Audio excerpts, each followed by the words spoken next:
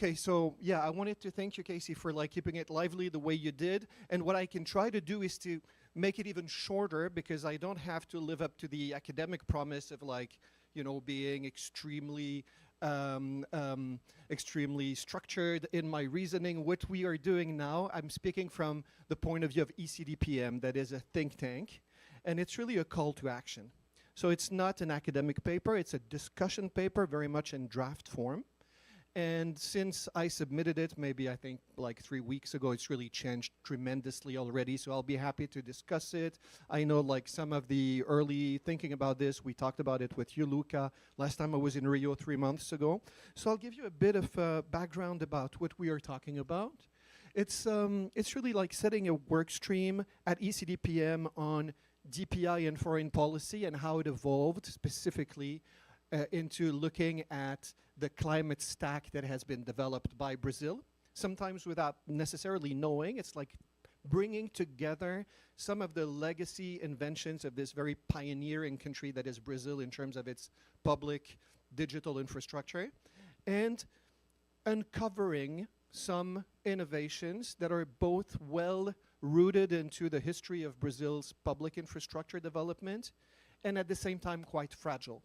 So the way it started for us, so I'm an associate at ECDPM, that is a think tank based mainly in Brussels, that is trying to shape the development partnership policy of the European Commission, and specifically in my case with the team at the digital governance team, looking at setting up digital partnerships between the EU and other countries. And it's been the most successful in shaping the debate about the way the EU and India should get closer. So I say EU and India, we've listened to Ramia before. You know, DPI was really the thing that was pushed by India at the G20 3 years ago, and well known as the India Stack. And so what we did with the first paper that we worked on 2 years ago at ECDPM was to look at the potential for this DPI conversation and also DPI and the India Stack as a tool of foreign policy influence that India was using, to see how it could coincide with some of the issues that were being explored around the EuroStack in Europe after the Draghi report. I hope I'm not digging into things that are not familiar to some of you, or not well known to some of you. I know I'm in Brazil, the EuroStack feels probably far away. But there was the notion that what is sometimes called tech sovereignty, sometimes called better, I think, digital autonomy, has to rest with the development of open source, FOSS, and in some cases, digital commons. So what we did is that my Indian colleagues in Brussels went farther into shaping this discussion on the India Stack and how to bring together this European EU partnership with India. And it appeared last year that we had to do something with Brazil. Brazil, you know, having also pushed DPI at its own G20 last year. And we started uncovering with Brazilian colleagues this notion that ahead of the COP in Belém, there was something to do about, you know, working on orchestrating, bringing together the various initiatives that can be associated with DPI, DPGs for climate. The big one being CAR, the Cadastro Ambiental Rural, the registry of rural environmental, it's mainly a registry of land. And it's really, I should play my slides a bit. So we decided that it would be, you know, about climate DPI because of that urgent challenge. We know the DPI in its Indian version was adopted by the UN. That public infrastructure, digital public infrastructure, is now associated with like rapid gains in development, in SDG achievements. And now we thought, okay, ahead of COP 30, there was something to do about climate DPI. So I discussed this a bit with Luca this year here at FGV. I became a fellow at ITS Rio here. We worked with other groups like with SEBRI, the Brazilian Center for International Relations. And what we decided to do as ECDPM was to gain information about the movement that was starting about uncovering, documenting these DPIs for climate, and coming from a European perspective, trying to establish bridges with European policymakers, trying to shine a light on these developments in Brazil, and also look at what was happening elsewhere around the world in terms of DPI and DPGs for climate. So our part, our very modest part is just to try, and I'm not being sarcastic here, I realize it's not very modest, but is to try to work out the link between the EU and Brazil and the rest of the world. So maybe like the very lofty title of this thing, From Brazil to the World, is not modest either.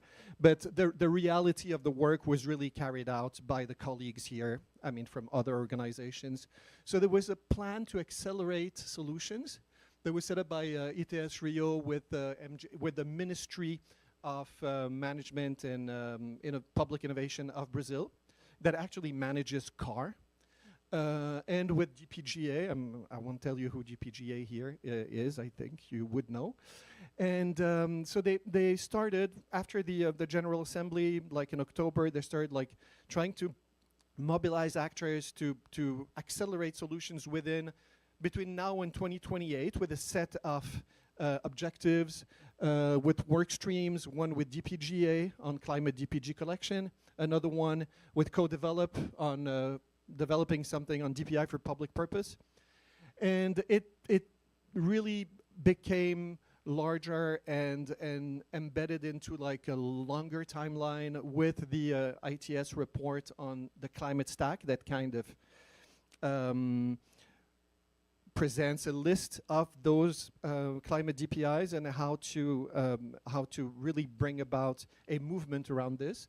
And just 2 days ago, there was the DPGA framework for a global assessment methodology of climate digital public goods was published, and it occupies what was a bit of the missing link in the DPGA framework, specifically for climate DPGs, DPIs. So I'll bring a bit of a deeper focus into the past, the plan to accelerate solutions, and this report on climate DPI. This plan to accelerate solutions really aims to make climate relevant DPIs and DPGs coalition by 2028, like I said. It's about mapping tools and gaps, aligning safeguards. And what is interesting is that with the climate DPI document, it's really about linking existing DPI, like verified credentials, the existing infrastructure of DPI with climate goals, and at the same time creating modular layers with data commons for earth and environmental data, risk monitoring systems, and climate finance platforms. So it looks extremely promising, but it sits on very fragile bases. So at the same time, when we say Brazil, there is like a window of opportunity, obviously the COP this year, but there's really a need for a global coalition because these things could be reversed quite quickly. There's the notion that there is political fragility around these things, that there's a risk of reversal here in Brazil of some of the achievements. There are some contradictions when you talk to Brazilian people. They will tell you, yes, we are producing these beautiful DPIs for climate, but we're also passing laws that are not going into that direction at all. We are drilling in the Amazon. I mean, that's the immediate reaction you get. Like, don't paint too rosy a picture of what's happening.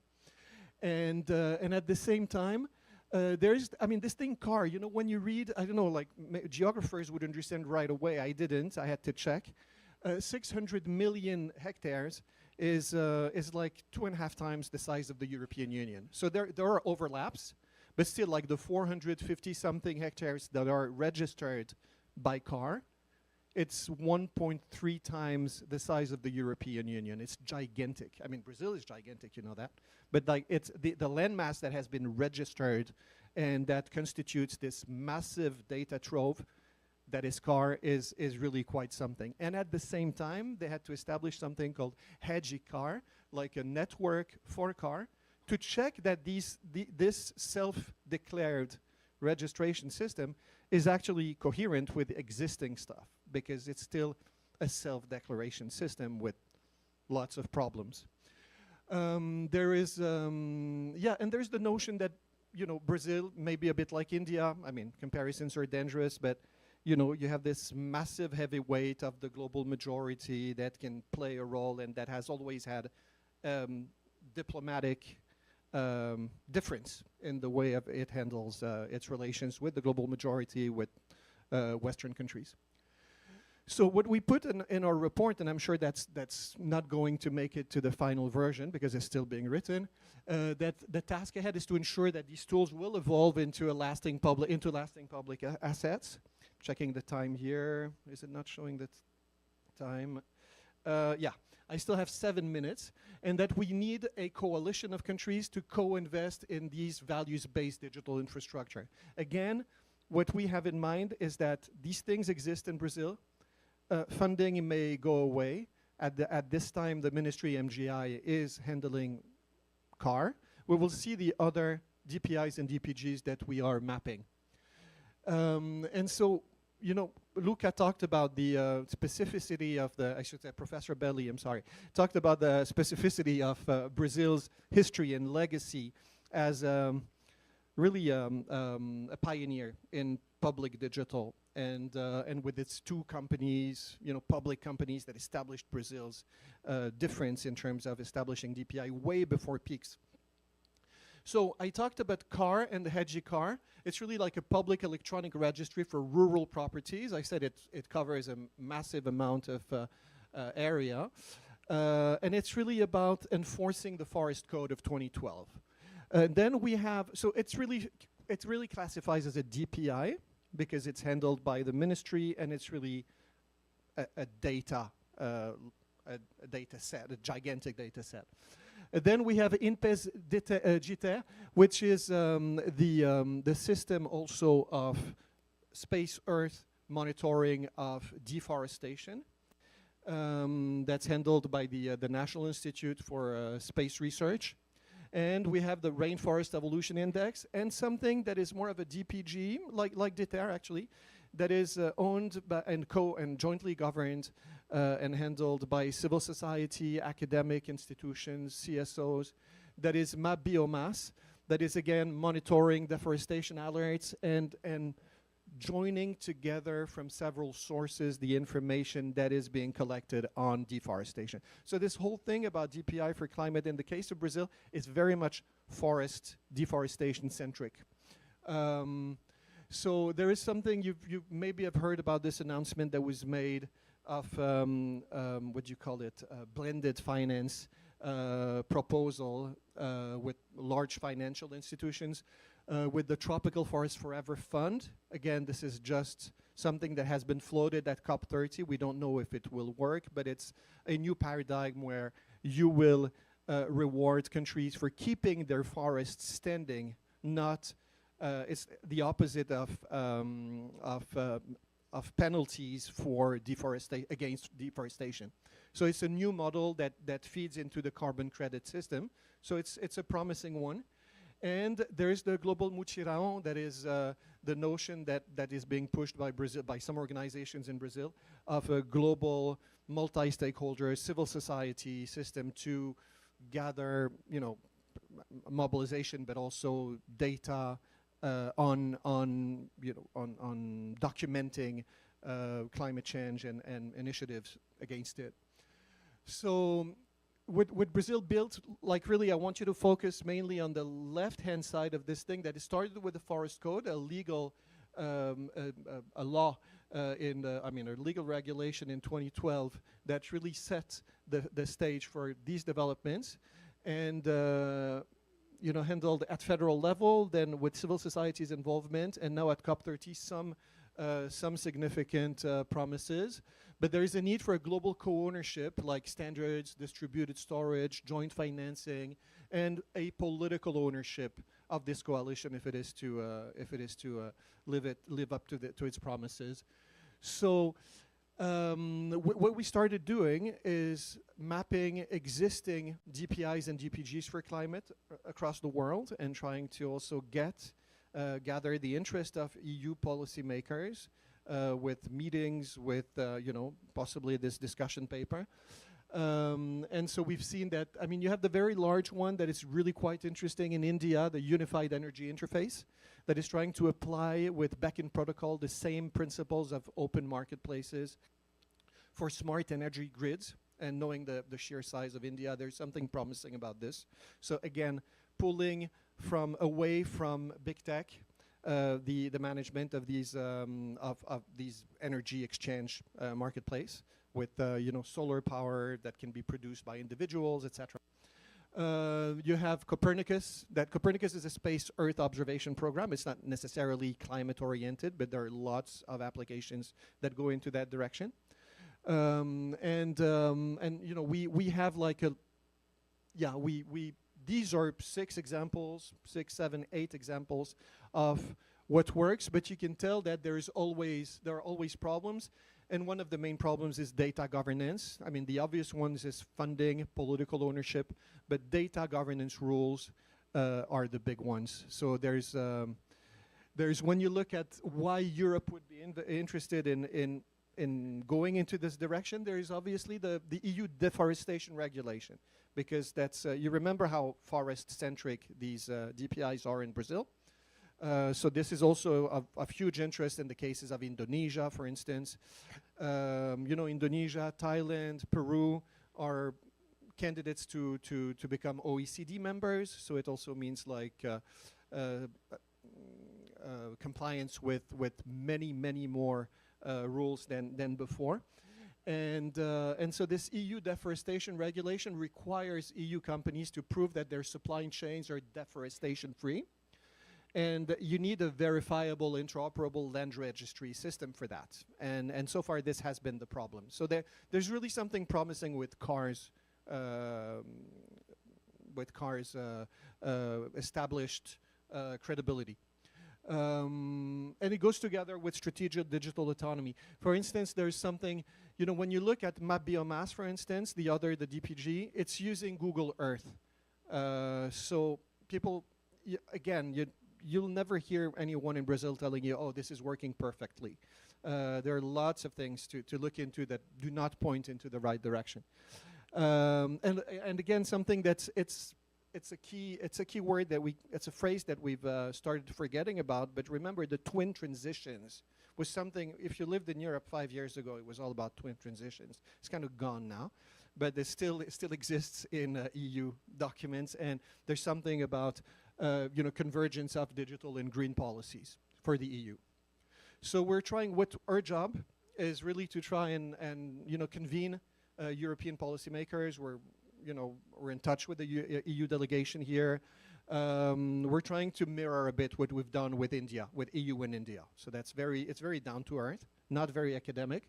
And so we're trying to see what can be done in terms of the existing EU-Brazil dialogue. That is an existing established dialogue mechanism.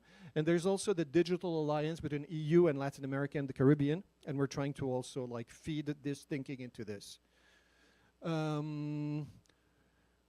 So we have implementation challenges. I think I'll finish in time. 46, maybe one more minute.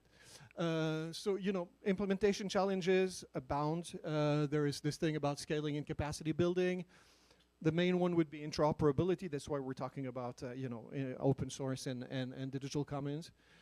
Cross-border cooperation, that's all about interoperability plus political ownership and the ability to carry this agenda across. And lots of known unknowns and certainly unknown unknowns. So this paper is just a starting point. I'll be super interested in getting feedback, not on the first version, that's a bit weak. We'll try to give you an updated one so that we can discuss it. Thank you so much.